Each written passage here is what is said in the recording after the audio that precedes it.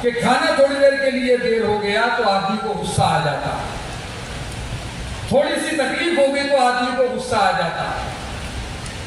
جو شخص چھوٹی چھوٹی چیزوں کی شکایت کرے گا وہ آدمی حج کیسے کرے گا؟ غور کریے، تھوڑی بہت تکلیفیں ہوں گی اور ان تکلیفوں کو برداشت کرنا ہی عبادت ہے۔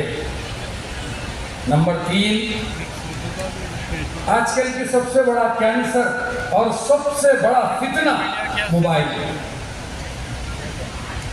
موبائل کا استعمال، وہاں بھی گئے، میری خواتین یہاں بیٹھی الحمدللہ، وہاں بھی گئے، وہاں سے بھی اگر بات ہو رہی شکایتوں کی، فون پہ بات ہو رہی، تو پھر حج کس فائدے کا بولو؟ مرد حضرات ہو رہے فون لے کے 4 گھنٹے لگے ہوئے بات کرنے میں، جبکہ ایک سیکنڈ آپ کا مبارک ہے، ایک سیکنڈ آپ کا وہاں پہ کاؤنٹنگ میں آئے گا، ایک سیکنڈ میں 10 لاکھ نیکیاں ملیں گی۔ ان نیکیوں کو چھوڑ کر اگر ہم اس کی طرف جائیں گے اور وہاں جا کر موبائل کا استعمال کریں گے، فوٹو لیں گے، عمرہ کر رہے ہیں یا طواف کر رہے ہیں، ایک طرف موبائل ہاتھ میں پکڑ کے طواف ہو رہا ہے، آپ کا ذہن اللہ کی طرف نہیں ہے، آپ کا ذہن عبادت کی طرف نہیں ہے، آپ کا ذہن اور دل دماغ موبائل کی طرف ہے، کیسے قبول ہوگا بتائیے؟ اس سے بچنا چاہیے۔ مدینہ شریف کی طرف جا رہا ہے۔ آج اس محفل میں پچھلے 6 مہینے سے تلنگانہ اسٹیٹ حج کمیٹی کی کوشش رہی کہ ہر اضلاع کے فلائٹ ایک ساتھ جائیں۔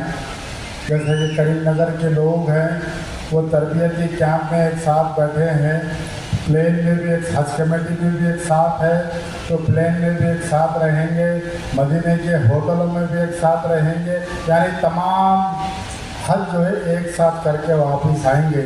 تو اتفاق کی بات یہ ہے کہ جس 2 علماء اکرام آپ حضرات کو تربیت دیے ہیں، آج وہ اسٹیج پہ تشریف فرما ہے۔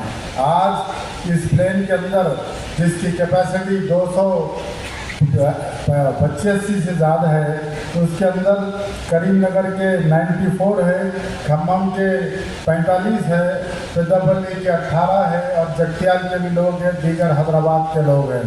تو الحمدللہ آپ حضرات کو مناسک کے حج کے ساتھ ساتھ آپ کو وہاں کی گرمی کے تعلق سے، وہاں پر پیدل چلنے کے تعلق سے ان تمام چیزوں کو ٹریننگ دی گئی ہے۔ الحمدللہ آپ تیار ہو کر جا رہے ہیں۔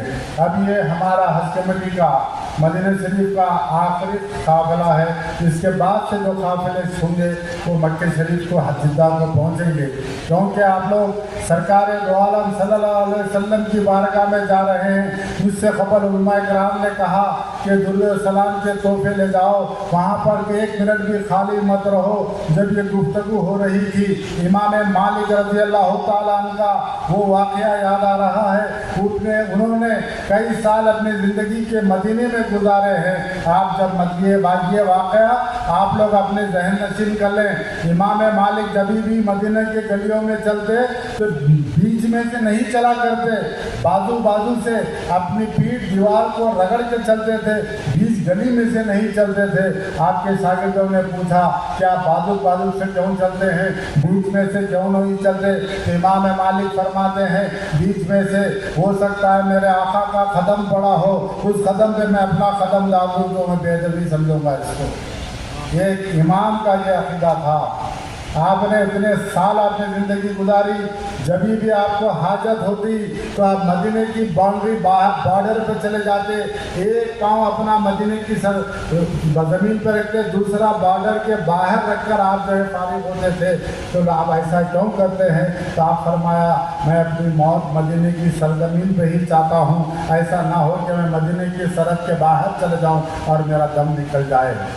ہمارے بزرگان دین کا عقیدہ ہر مسلمان کا زندگی میں خواہش ہوتی ہے کہ ایک مرتبہ اسے حج ہو جائے، سرکار دو عالم صلی اللہ علیہ وسلم کی گنبد کا اسے نظارہ مل جائے۔ سرکار نے فرمایا जो कोई मेरी मज़ार की ज़ियारत करेगा वो गोया कि ऐसा है कि ज़िंदगी में उसने मुझे अपनी ज़ियारत की है और सरकार फरमाते हैं उसकी शफाअत मुझ पर वाजिब हो गई। बहरहाल हज़रात, वक्त हो रहा है, एक ख़ास बातें आप लोगों को कहना चाहता हूँ। वापसी के टाइम पर आप लोग इलेक्ट्रॉनिक आइटम्स ना लाएं, सोना खरीद के ना आएँ, क्योंकि एयरपोर्ट पे चेक होता है, आप जितना पहन के जा रहे हैं उतना ही लेके आइए और कोई भी इलेक्ट्रॉनिक आइटम साथ में ना लाइए। दूसरा, हज कमेटी के ताल्लुक से वहाँ पर कई लोग कह रहे हैं कि हम हज कमेटी से इजाज़त लिया, अब इतने रुपये रियाल दे दीजिए, हम आपको खाना देंगे। हज कमेटी के कोई वहाँ पर नहीं है। हज कमेटी ना कोई सिम की जिम्मेदार है, ना कोई टेलीफोन की जिम्मेदार है, ना वहाँ के खानों की जिम्मेदार है। हमारे हज इंस्पेक्टर्स, और ख़ास बात यह है कि हम कोशिश कर